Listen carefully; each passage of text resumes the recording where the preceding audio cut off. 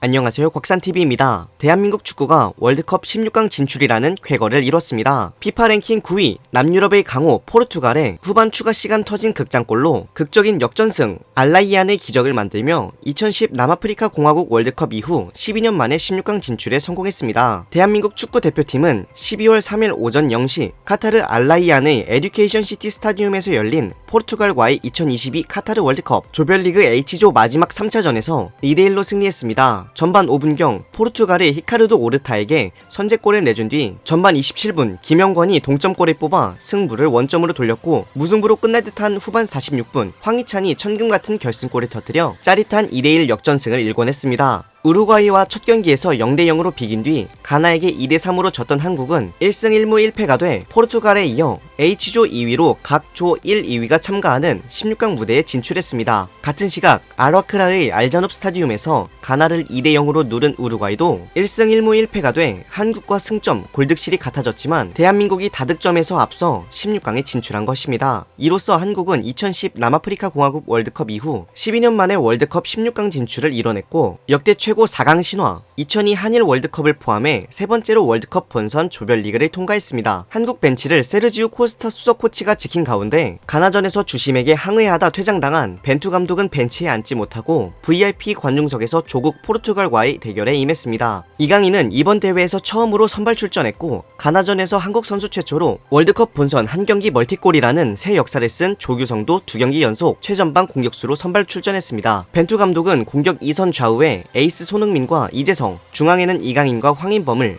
그리고 수비형 미드필더에는 정우영을 배치했습니다. 포백 수비는 왼쪽부터 김진수, 김영권, 권경원, 김문환, 골키퍼는 3경기 연속 김승규가 선발 출전했습니다. 포르투갈은 슈퍼스타 크리스티아누 호날두가 선발로 나와 손흥민과 A매치 첫 맞대결을 벌였습니다. 한국은 선제골이 절실했는데 오히려 경기 시작 5분 만에 골을 내줬는데요.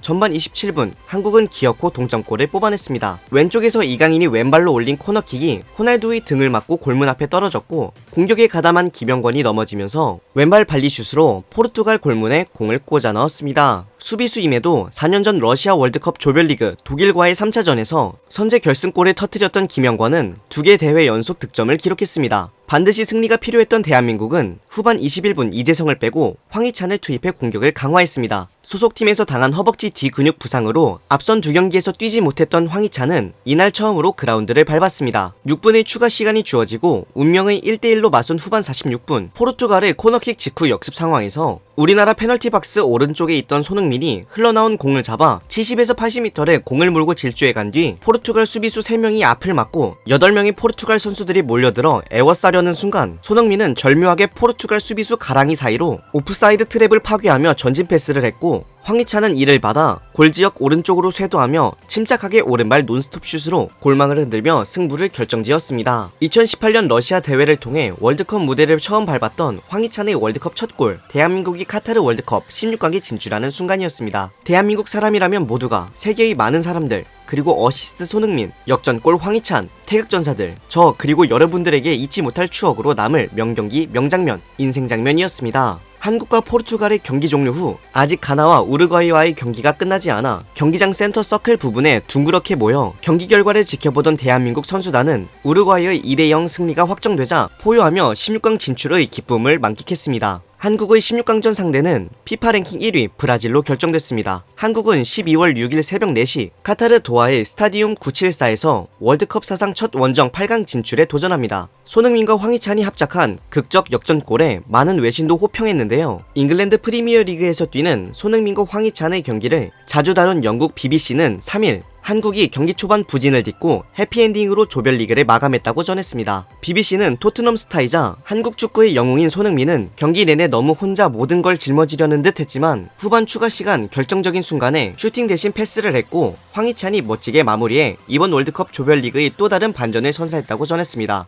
이어 결승골을 어시스트한 손흥민에게 가장 높은 평점 9.15점을 주며 플레이 오브 더 매치로 선정했고, 교체 투입되어 결승골을 넣은 황희찬에게 8.88점을 주었는데요. 황희찬은 2022 국제축구연맹 카타르 월드컵 공식 경기 최우수 선수로 선정되었습니다. 반면 포르투갈의 크리스티아누 호날두는 3.77로 이날 출전한 선수 중 가장 낮은 평점을 받았네요. 미국의 ESPN도 손흥민에게 가장 높은 9점을, 황희찬에게 8점을 주었습니다. 호날두 또한 ESPN의 평점에서도 가장 낮은 5점을 받았네요. ESPN은 손흥민은 압박감이 큰 순간에서도 침착하게 팀을 승리로 이끌었다. 반면 호날두는 포르투갈 실점의 원인을 제공했다고 논평했습니다. 일본의 사커킹도 한국까지 16강 진출에 성공하면서 역대 월드컵 최초로 아시아 3개국이 토너먼트 무대에 올랐다며 카타르 월드컵을 강타한 아시아 돌풍을 조명했습니다. 경기 후 인터뷰에서 손흥민은 마스크 투혼이 16강을 이끌었다는 평가가 있다는 말에 그건 아닌 것 같다. 많은 국민들의 응원으로 한 발 더 뛸 수 있는 에너지와 힘을 받아서 더 좋은 경기를 할 수 있었다고 생각한다며 겸손스런 소감을 밝혔습니다.